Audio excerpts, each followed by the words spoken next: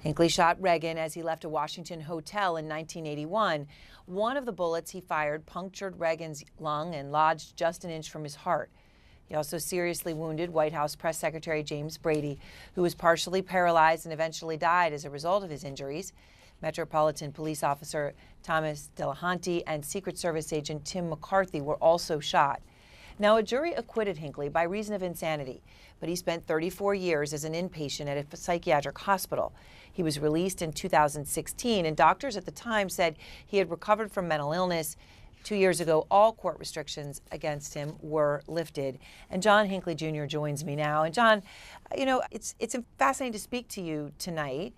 After Thomas Matthew Crooks shot Trump, you spoke out, you posted on social media, you said, "Violence is not the way to go.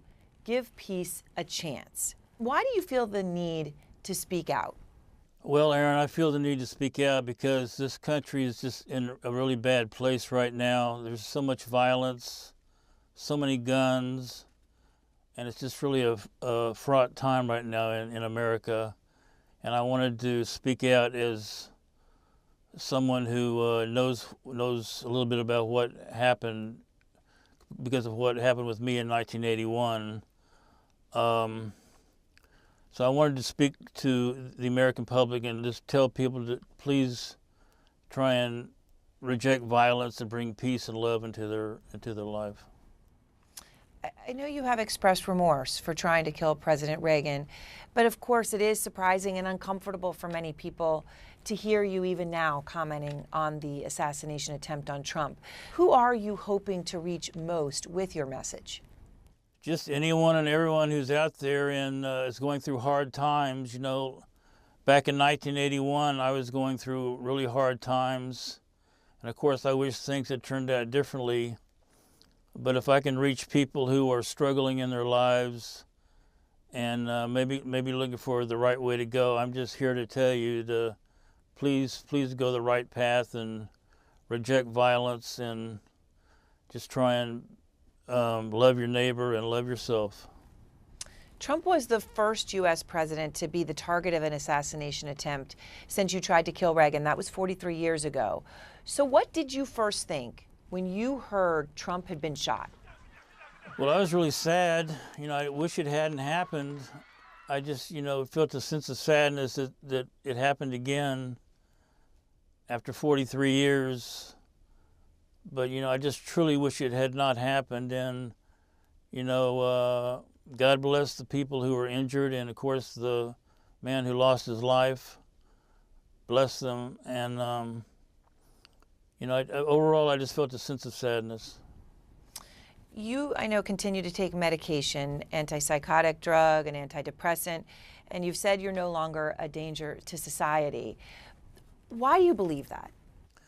Well, I've demonstrated it, you know, for many years now. You know, I've been a free man since 2016 when I got my release from the hospital. And day after day, I prove that I'm not a dangerous man. I live a peaceful life. I try and contribute to society in a positive way.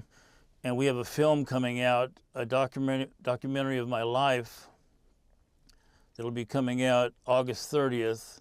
I'm hoping people will watch that because it shows the way that I live now and how I'm trying to move forward with my music and my art.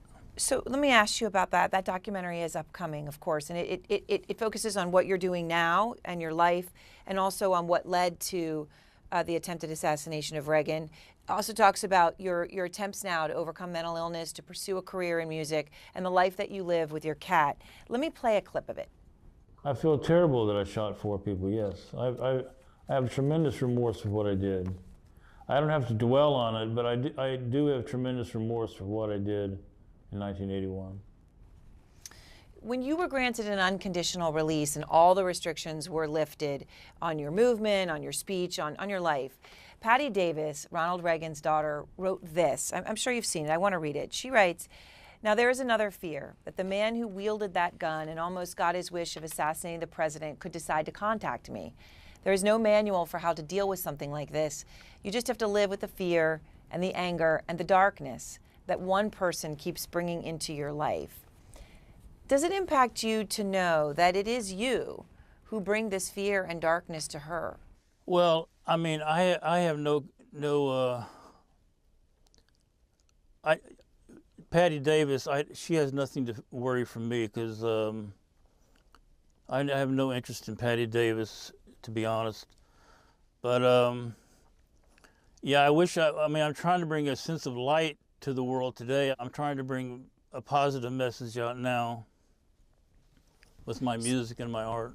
So music is central to your life now. You've brought it up now twice, and I know you play the guitar, you have an album, but there are also times you can't perform because of your name and your past, your history, the threats you receive. How do you think about what the rest of your life will look like? I hope I can start performing in venues. I've been blocked from many venues from performing. They book me into the venue, and then the venue starts getting backlash, and then the owner of the venue will cancel. This has happened about 12 or 15 times. So I'm hoping very soon I can, start performing in venues, keep putting songs out there, and hope that people can hear my songs and hear my message of peace and living in a nonviolent way. And so you hope for a redemption? Yes, I do.